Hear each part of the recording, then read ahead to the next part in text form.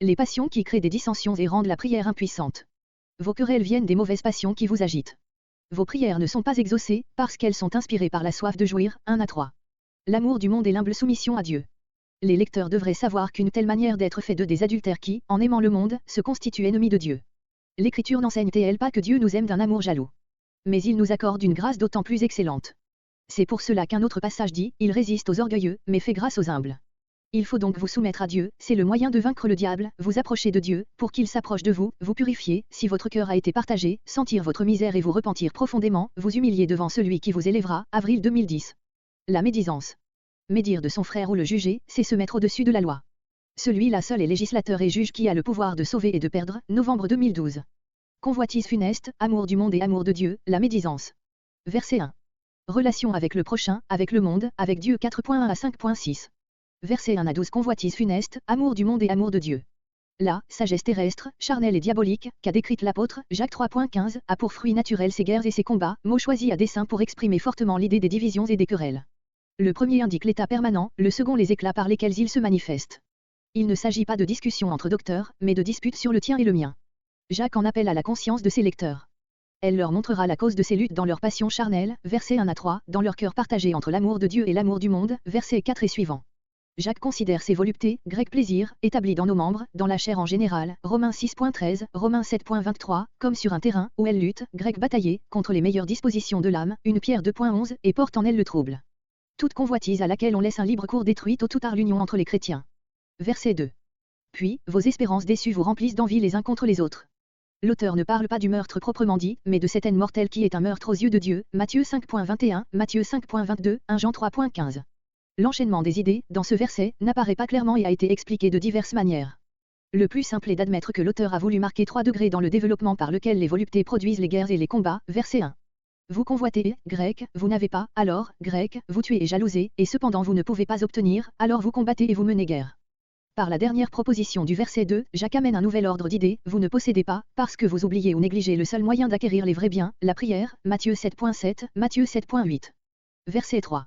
Ici l'auteur s'adresse à d'autres, qui à la vérité demandent, prient, mais qui obtiennent tout aussi peu que les précédents. Ou bien, il se ravise, il s'est trop avancé en déclarant à ses lecteurs qu'il ne demande pas. Sans doute, ils demandent, mais ils demandent dans une mauvaise intention, grec mal. Dans leurs convoitises égoïstes, ils ne songent qu'à eux-mêmes, qu'à leur volupté, grec plaisir. Ils demandent à Dieu les biens de ce monde, afin d'avoir de quoi dépenser pour, grec dans, leur plaisir, quand ils s'y livrent et obéissent à la soif de jouir. Comment Dieu exaucerait-il de telles prières? Verset 4.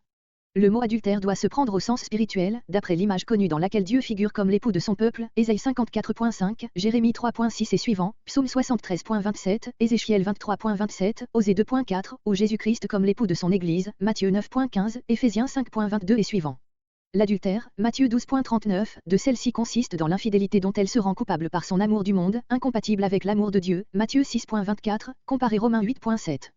Tandis que le texte reçu, majuscule, pesquito, porte, hommes et femmes adultères, on lit seulement le féminin, femme adultère, dans Codex Sinaiticus, B.A.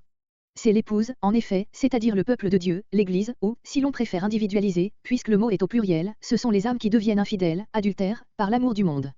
Verset 6. La parole du verset 5 introduite par la formule « Pensez-vous que l'Écriture dise en vain » est présentée comme une citation de la Bible. Il est vrai qu'elle ne se trouve pas textuellement dans l'Ancien Testament. Mais nous ne saurions éluder la difficulté en traduisant, avec la plupart de nos versions, « Pensez-vous que l'Écriture parle en vain » Cette traduction permet de considérer la pensée suivante comme une réflexion de l'auteur. Mais les mots « l'Écriture dit » sont la formule de citation ordinaire, elle se retrouve au verset 6.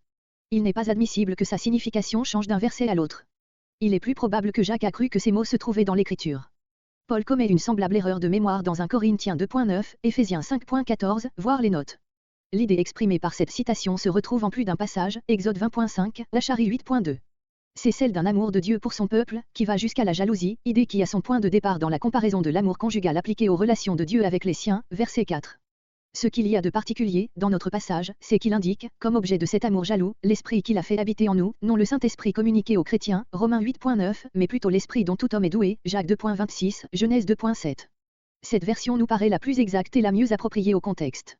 On pourrait traduire aussi, l'esprit qu'il, Dieu, a fait habiter en nous chérit avec jalousie notre cœur et par conséquent ce cœur ne doit pas être partagé, verset, émoticône n'en croyant pas ses yeux, entre lui et le monde. Le sens est au fond le même, mais le Saint-Esprit, comme représentant de Dieu en nous, n'est pas nommé ailleurs dans notre épître. De plus, il n'est pas naturel de supposer des sujets différents au verbe, a fait habiter et chéri et de laisser celui-ci sans régime. Cette construction devient plus acceptable si, au lieu de la leçon de Codex Sinaiticus, B, A, qui l'a fait habiter, on adopte celle de quelques majuscules, des minuscules, du texte reçu, qui a pris sa demeure, élu domicile. Les deux leçons ne diffèrent en grec que par une voyelle, souvent confondue dans les manuscrits. Il faut rejeter, en tout cas, la traduction, l'esprit que Dieu a fait habiter en nous est-il porté à la jalousie. Il n'est plus question ici du sentiment humain de l'envie, verset 2. Les premiers mots du verset 6 sont une réflexion que l'auteur ajoute à sa citation, mais Dieu accorde une grâce plus grande qu'il ne pourrait le faire s'il n'aimait pas de cet amour jaloux. Une antithèse semblable se trouve dans la parole, je punis l'iniquité jusqu'à la 3e et à la 4e génération, je fais grâce jusqu'à la 1000e génération, Exode 20.5, Exode 20.6. D'autres interprètent, d'une manière moins naturelle, plus excellente que les biens de ce monde, auxquels il nous demande de renoncer. C'est pourquoi, parce que Dieu réclame de ceux qui lui appartiennent une entière dépendance, une consécration absolue, l'Écriture, ce mot est sous-entendu dans l'original, dit, Dieu résiste aux orgueilleux, mais il fait grâce aux humbles, Proverbe 3.34. Cette citation est conforme au texte des Septante. L'auteur remplace, le Seigneur par Dieu. Même variante dans une Pierre 5.5. Verset 7. Nous donnons prise au diable, qui nous induit à aimer le monde, verset 4, par notre orgueil, notre désir d'une indépendance illusoire, au contraire, nous triomphons de lui par une humble soumission du cœur à Dieu et à sa sainte volonté, une Pierre 5.6, une Pierre 5.8-9. Verset 8. Les mains, instruments des actions, sont le symbole de toute la conduite. Pour qu'elle soit nettoyée, il faut d'abord que le cœur, source de toute la vie, soit purifié, psaume 24.4, une Pierre 1.22, rendu chaste, dégagé de cet adultère spirituel, verset 4, qui résulte d'une âme partagée entre Dieu et le monde, condition de ceux qui sont doubles d'âme. Notre auteur a déjà employé, Jacques 1.8, cette expression dans une application un peu différente. Verset 9. Ces exhortations, qui renferment tout le secret de la conversion, Luc 18.13, et de la vie chrétienne s'inspirent des discours de Jésus, comparez Matthieu 5.3, Matthieu 5.4, Luc 6.21 et suivants. Verset 10. Job 5.11, Ecclésiastique 2.17, Matthieu 23.12, Luc 14.11, une Pierre 5.6. Comme un arbre, afin de s'élever bien haut, doit d'abord enfoncer ses racines profondément dans la terre, de même quiconque n'a pas son cœur affermi par les profondes racines de l'humilité ne s'élève que pour une ruine certaine. Augustin. Verset 11. Exhortation à ne pas médire ni juger, versets entre 11 et 12. Autre phase du déficit signalé dans versets avril 2010, le manque d'amour pour Dieu conduit à manquer de charité envers les frères. La loi apprend le prochain sous sa sainte protection en nous ordonnant de l'aimer comme nous-mêmes. Celui qui attaque son frère par des médisances, s'élève donc au-dessus de la loi. Il ne garde pas la position humble d'un observateur de la loi, il prend celle d'un juge, il n'obéit qu'à son propre jugement. Verset 12. Dieu, le seul législateur est juge et jaloux de son autorité, comme il leste de sa gloire, quiconque s'érige en juge de son prochain usurpe les droits de Dieu. Qui es-tu, toi qui ne crains pas de commettre ce crime de lèse-majesté divine, Romains 14.4. Dans ce verset 3 variantes sont à noter, les mots et juges, Codex Sinaiticus, B. A, et la particule adversative mais, majuscule, manque dans le texte reçu, qui, en outre, remplace le prochain, Codex Sinaiticus, B. A, par l'autre. Verset 13. Jacques s'adresse à ceux qui disposent de l'avenir dans leurs projets, oubliant qu'ils ne sont qu'une vapeur passagère. Ils devraient subordonner leur dessein à la volonté de Dieu. Leur présomption orgueilleuse est coupable, d'autant plus qu'ils connaissent ce qui est bien. Versets 13 à 17 Les projets sans Dieu. Au lieu de, aujourd'hui ou demain, Codex Sinaiticus, B, plusieurs critiques admettent, comme plus difficile, la leçon, aujourd'hui et demain, A, majuscule. On s'est demandé si ceux auxquels Jacques s'adresse dans les versets 13 à 16 étaient des juifs encore inconvertis. On ne saurait le conclure du fait qu'il ne les appelle pas frères. L'exemple d'Aquila et de Priscille montre que les chrétiens, dès les premiers temps, étaient amenés, par leurs affaires ou par d'autres circonstances, à de fréquents déplacements. La phrase est interrompue à la fin de ce verset, pour être reprise au verset 15. L'auteur intercale une réflexion propre à faire ressortir l'insanité des paroles qu'il blâme, avant d'indiquer la manière dont il convient à un chrétien de s'exprimer, comparez Proverbe 27.1. Verset 14. Vous êtes une vapeur, leçon de la plupart des majuscules. Le texte reçu porte, elle est une vapeur. L'image est employée Psaume 102.4, Sapi 2.4. Verset 16. Ces dernières paroles montrent clairement ce que l'auteur condamne. Il y a dans les plans d'avenir auxquels les hommes se livrent avec tant de confiance, non seulement méconnaissance de l'instabilité de leur existence, mais encore oubli de Dieu, de sa bénédiction nécessaire à tout succès, comme à la conservation même de notre vie.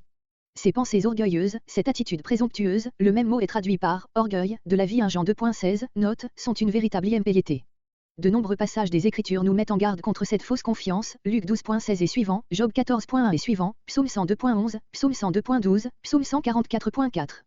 Verset 17. On dirait que l'auteur veut prévenir par ces derniers mots une autre objection de l'orgueil, nous savons bien toutes ces choses. Et en effet, ce sont là des vérités que l'expérience de la vie suffit à enseigner à tout homme. Oui, répond Jacques, le savoir n'est pas difficile, mais ce savoir même vous rend d'autant plus coupable, il constitue pour vous un péché de plus, si vous ne mettez pas ces vérités en pratique, comparez Luc 12.47, Luc 12.48.